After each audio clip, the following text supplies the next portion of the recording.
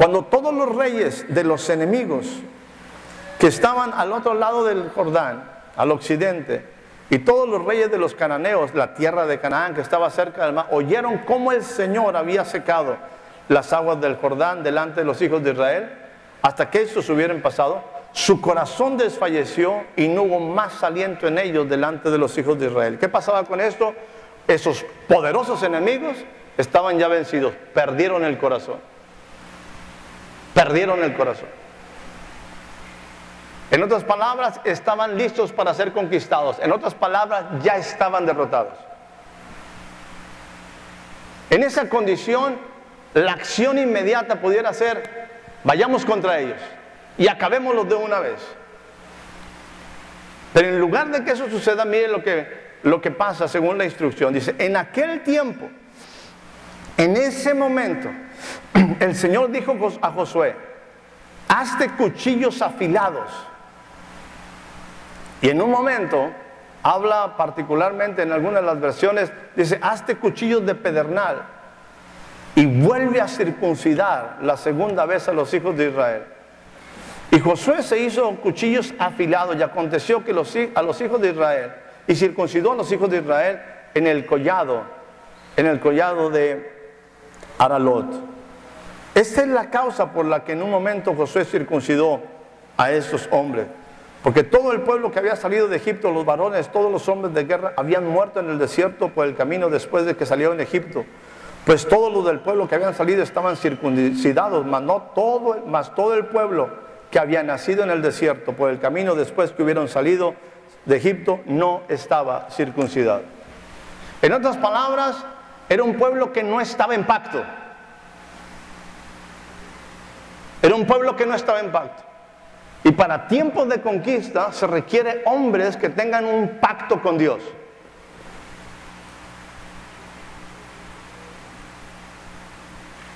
Usted puede hablar en el caso de las mujeres, en el caso de los varones, en estos tiempos. Bueno, ¿y por qué la importancia de la circuncisión? Bueno, es parte de una tradición, de una nación, de una cultura. Acuérdense una cuestión bien importante. Jeremías capítulo número 4 dice lo siguiente: la importancia para usted y para mí de la circuncisión no física en el sentido básicamente del varón, sino la circuncisión del corazón.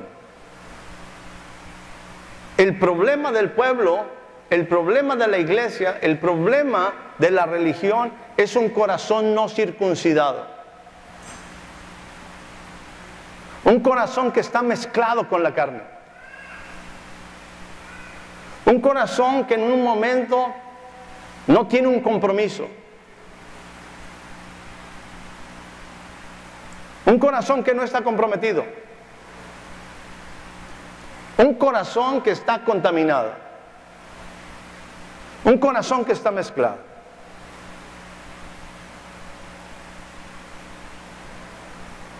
La palabra del Señor nos habla de la importancia de cubrir los requisitos antes de entrar a tiempos de conquista. Dese cuenta nuevamente que según la palabra, esos reyes, esa tierra que iba a ser conquistada, ya los reyes estaban derrotados.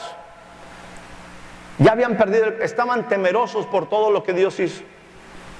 Y lo fácil hubiera sido: vayamos, tomémoslo y acabemos con ellos. Pero dice el Señor: espérame, tú no vas nunca a poder conquistar si no hay una transformación, si no hay una separación de la carne de tu corazón para entrar en un tiempo de conquista. ¿Recuerdan que hablábamos de eso la semana anterior cuando hablábamos del caso de Moisés? Cuando ya Moisés en un momento va al gran libertador después de 80 años, 40 años en Egipto, 40 años en el desierto, súper preparado. Este fue un pueblo de 40 años en el desierto. Y es tiempo de conquistar, es tiempo de liberar, es tiempo de liberar Egipto, es tiempo de conquistar Canaán. Pero no se puede en un momento conquistar si no hay una circuncisión en el corazón, si no hay una señal de pacto en el corazón del hombre, si no hay un compromiso. Las formas de Dios son sumamente importantes. Una cosa más que en un instante está en relación a todo esto, viene el concepto de la famosa Pascua para el pueblo judío, la cena del Señor para nosotros. ¿Por qué? Porque todo ello precisamente es establecernos en el nuevo pacto en su sangre. El nuevo pacto en su sangre.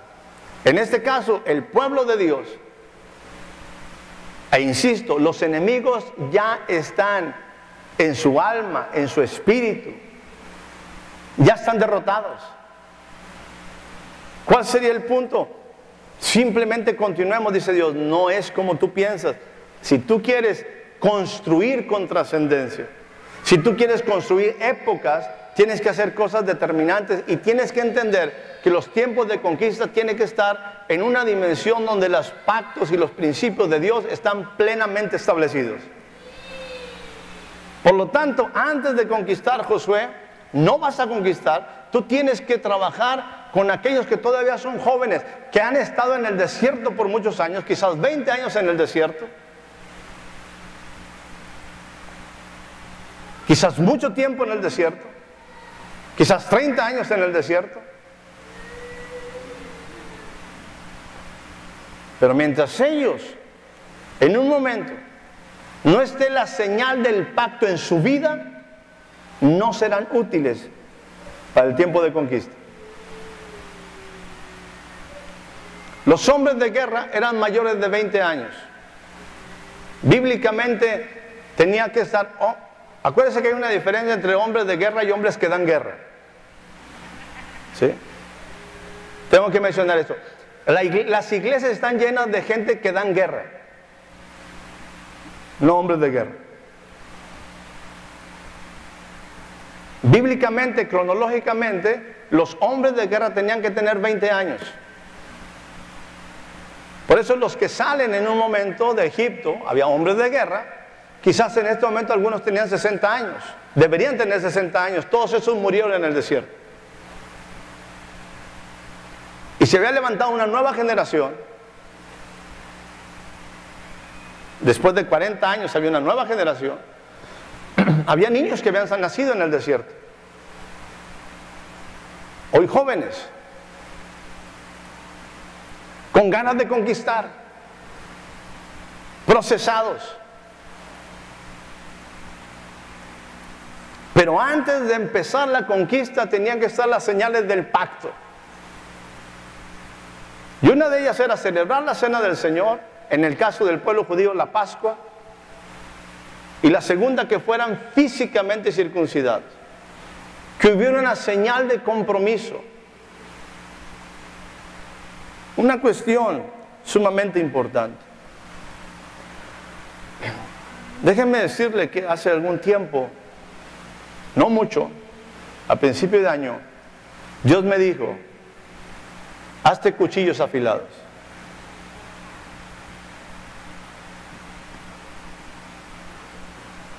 Hazte cuchillos afilados.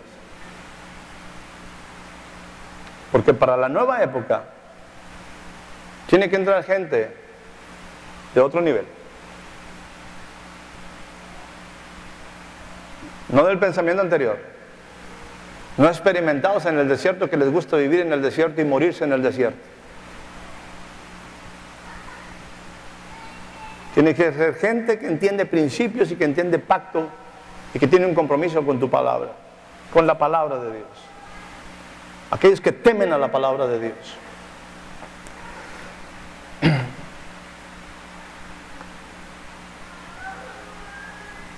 Quizás ahora puede entender, o quizás puede entender un poquito más el segundo pasaje que quiero compartir con ustedes. Vaya conmigo al libro de Hechos.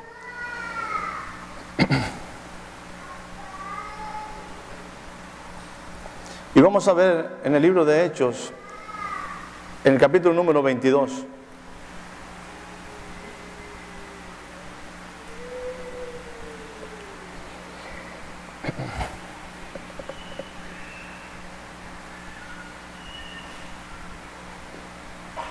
Y quiero hacer una mezcla de 3 versículos de este pasaje. Quiero hacer una mezcla de 3, al decir una mezcla, es que no lo voy a tomar en la manera como está aquí en la numeración que tiene este pasaje, sino quiero utilizarla en una forma de tal manera que pueda aplicarlo a la enseñanza y básicamente a lo que en un momento quiero compartir o dejar en esta mañana. Versículo 16 dice, ahora pues, y está hablando de la conversión de Pablo, algo que nos fue ministrado la semana anterior. Dice, ahora pues, ¿por qué te detienes? ¿Por qué te detienes? Ahora pues, ¿por qué te detienes? Hay 2 o 3 ocasiones cuando el apóstol Pablo está relatando lo que fue su conversión. Y en esta segunda ocasión que lo hace, él hace una reflexión de lo que en un momento Ananías le estaba diciendo a él.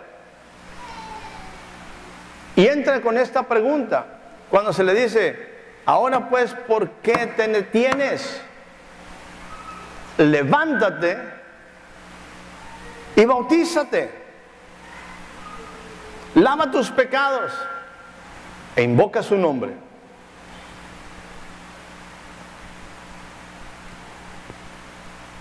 La conversión de Pablo fue rapidísima. La conversión de Pablo no fue, diría yo que fue prácticamente instantánea comparado con cualquier otro cristiano normal. Porque nosotros es más, para levantarnos para empezar.